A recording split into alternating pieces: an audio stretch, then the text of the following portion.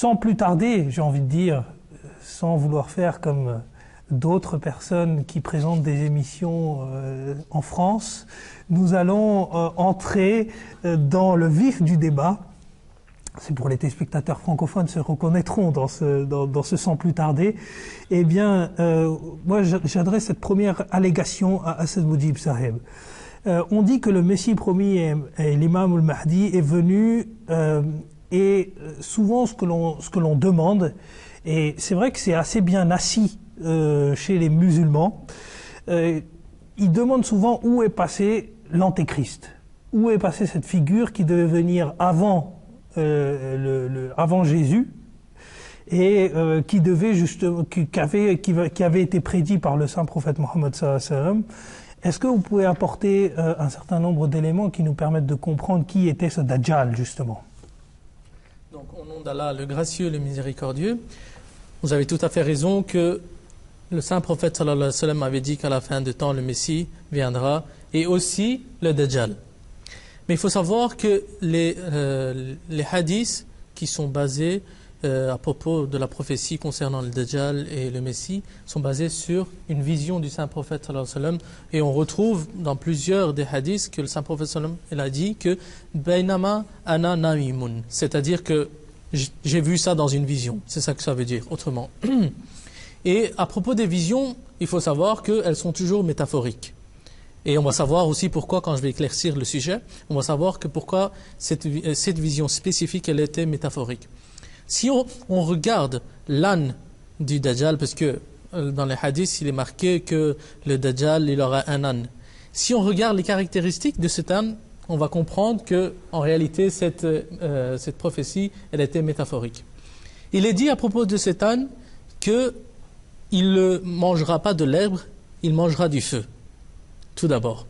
Et puis il est dit que les personnes ne vont pas voyager sur lui, mais dans le ventre de cet âne. Et avant le départ, cet âne, il va annoncer son départ, que maintenant je vais prendre mon départ. Et puis il est aussi dit à propos de cet âne qu'il aura un pied à l'est et l'autre pied à l'ouest. Puis il est aussi dit à propos de cet âne qu'il voyagera au-dessus du ciel, en dessous de la mer. Et puis il est aussi dit à propos de cet âne qu'il y aura 120 mètres plus ou moins entre ses deux oreilles. Quand on regarde toutes ces choses, et il y a encore beaucoup de choses, je peux continuer une longue liste à propos de cet âne. Mais déjà le fait, en regardant ces quelques exemples que je donnais à propos de cet âne, il devient très très clair que cet âne, en réalité, c'est les moyens de transport que nous avons aujourd'hui. Pourquoi, maintenant quelqu'un peut se poser cette question, pourquoi le saint prophète sallallahu alayhi wa sallam n'a pas décrit l'avion ou les voitures ou les sous-marins, etc. C'était lorsque le saint prophète sallallahu alayhi wa sallam était en train d'expliquer le Dajjal et l'âne, il était en train de l'expliquer aux Arabes qui étaient assis devant lui. Et les Arabes à ce moment-là, eux, ils n'avaient pas cette vision de comment ils allaient être les moyens de transport aujourd'hui. Mais aujourd'hui, lorsqu'on regarde ces choses-là, si on suit à la lettre, on peut attendre encore des siècles et des siècles, jamais cet âne il va descendre. Mais si on regarde la sagesse dans ce hadith, il devient très très clair que c'était une métaphore et le saint prophète sallallahu alayhi wa sallam, il voulait insinuer les moyens de transport. Donc si les moyens de transport citent cet âne, comme tout, les téléspectateurs vont entendre les caractéristiques de cet âne, ils vont tous savoir directement que ça parle de moyens de transport. Et puis, si cet âne, il est là, forcément, le Dajjal aussi est là. À propos du Dajjal, le saint prophète sallallahu alayhi wa sallam a dit que pour se sauver du Dajjal et pour reconnaître le Dajjal, il faut que les musulmans qui viendront après moi, ils lisent les premiers 10 versets de la sourate Al-Kahf, qui est le chapitre 18 du Saint-Coran, et les derniers versets de la sourate Al-Kahf. Et dans cette sourate, qu'est-ce qu'il est dit? Il est dit que A'udhu billahi minash shaitanir rajim, bismillahir rahmanir rahim, wa yunzil allazina qalu ittakhazallahu walada. Traduction, et qu'il avertisse ceux qui disent Allah s'est pris un fils. Maintenant, et dans les débuts de ces versets aussi, on parle des chrétiens, comme je viens de le mentionner, que ceux qui ont pris Jésus comme un fils, et ils disent que Jésus est fils d'Allah, est fils de Dieu.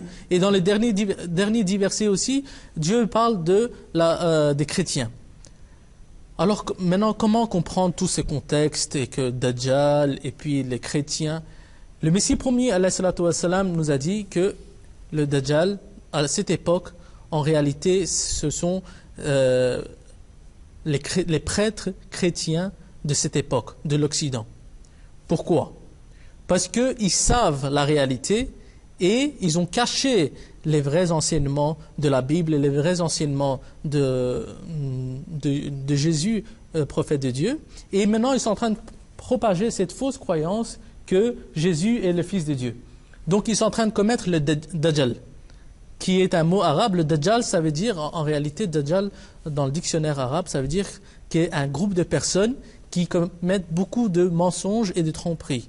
Et c'est ça qu'ils sont en train de faire. Ils sont en train de commettre beaucoup de mensonges sur le nom de Dieu, maintenant que Jésus est le Fils de Dieu. Maintenant, lorsqu'on regarde cette proclamation du Messie promis, alayhi salatu wassalam, qui dit que, en réalité, à cette époque, le Dajjal, ce sont les prêtres occidentaux qui sont en train de commettre ces tromperies et ces mensonges. Et lorsqu'on lit les hadiths du saint prophète sallallahu alayhi wa sallam, qui dit qu'il faut lire les premiers 10 versets, les derniers 10 versets de la sourate Al-Kahf, du chapitre 18 du Saint-Coran, on retrouve la mention de ces prêtres.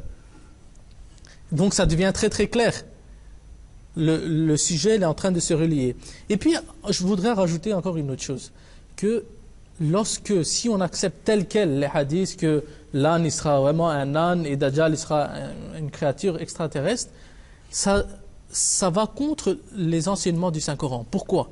Il est dit dans les hadiths que ce Dajjal-là, à qui il voudra, il donnera la vie, à qui il voudra, il enlèvera la vie. Ça va contre les enseignements du Saint-Coran, parce que dans le Saint-Coran, on voit que c'est seulement Dieu qui est Hayyun Qayyum, qui donne la vie et qui enlève la vie. Donc ça va contre les enseignements du Saint-Coran aussi. Ça ne peut pas être une personne, un Dajjal qui va venir tel quel, qui va donner la vie à qui il veut, qui va enlever la vie à qui il veut. Puis, maintenant, quelqu'un peut penser que dans les hadiths, ça parle d'une personne. Alors comment le Messie promis et la communauté musulmane Ahmadiyya, elle est en train de dire que ce sont les prêtres et c'est l'Occident aujourd'hui. Comment la communauté musulmane est en train de dire un groupe de personnes ou tout un grand groupe, et alors que dans les hadiths c'est dit à propos d'une personne. À propos de ça, une fois un compagnon du saint prophète sallallahu alayhi wa sallam, il est arrivé, il a dit au prophète de Dieu, j'ai vu dans mon rêve un très beau homme, il était bien habillé, il était très propre. Et qu'est-ce que ça voulait dire? Le saint prophète sallallahu alayhi wa sallam, il a dit qu'en réalité ton rêve voulait dire qu'un temps viendra sur les musulmans, ils vont acquérir beaucoup de biens dans le monde, ils vont acquérir beaucoup de statuts, c'est-à-dire dans un temps très proche, les musulmans de l'islam, les musulmans vont acquérir des grands statuts dans le monde. Et c'est ça, il avait dit que le fait que tu as vu une personne dans ton rêve, ça voulait signifier que tout le peuple musulman, ça voulait signifier. De la même façon que lorsque le saint prophète sallallahu alayhi wa sallam a dit Dajjal pour une personne, comme nos frères musulmans le comprennent, ça voulait dire en réalité tout un groupe de personnes. Et lorsque vous allez, comme je l'ai dit au début, lorsque vous allez voir les caractéristiques de l'âne, et lorsque vous allez voir la proclamation du Messie premier à propos du Dajjal et que ces prêtres chrétiens, ça devient très très clair que qui est Dajjal. Maintenant, si quelqu'un, le Messie premier alayhi salam, il a dit que si quelqu'un, il attend aujourd'hui vraiment un extraterrestre qui va descendre du ciel et un âne qui va encore descendre du ciel tel quel, avec des grandes oreilles, qui va manger du feu et puis qu'il aura un pied à l'est et l'autre pied à l'ouest, tel quel, ils peuvent toujours attendre, personne ne viendra du ciel comme ça. Si ils acceptent ce que moi je dis, vous allez voir qu'il y a leur cœur aussi, il sera saint et ils vont accepter ce que Dieu m'a révélé. Et on en revient à ce qu'on avait dit précédemment. Souvent, les interprétations à la base sont très littéraires de la part des musulmans, et puis se rabattent sur ce que le Messie promis alayhi salam a dit, puisqu'aujourd'hui beaucoup de musulmans disent la même chose, mais seulement ils ne citent pas leurs sources. parce que c'est le Messie promis alayhi salam qui est venu et qui a éclairci ces questions-là. Et c'était aussi, au passage, hein, juste pour information, c'était aussi sa fonction, c'est-à-dire de faire de rationaliser, d'être infantilise un petit peu le débat. Exactement. Et puis encore aujourd'hui, si on regarde, lorsqu'on s'adresse parfois à des musulmans, des Maghreb, surtout au Maghreb, je parle pour le monde francophone, hein, surtout au Maghreb, on voit qu'il y a une forme de... on considère l'islam comme un dessin animé, mais vraiment, hein, parce qu'on a l'impression on entend encore parler des histoires de mille et une nuits. Des histoires de mille et une nuits, exactement. On croit en n'importe quoi. Exactement. Et ce que le Messie promis fait, c'est un travail considérable dans l'islam que seul lui pouvait faire. Et qu'aujourd'hui les gens reprennent sans citer, sans sourcer, et sans dire que c'était le premier à être venu et à avoir éclairci ces points-là. En tout cas, maintenant, on essaie d'y répondre à travers ces émissions. Et Inch'Allah, nous espérons que de toute façon, le monde francophone, en tout cas, pourra bénéficier de l'ensemble de ces interprétations et l'ensemble de ces éclaircissements même que le Messie promis, alayhi salatu wassalam, a apporté sur l'ensemble de ces questions.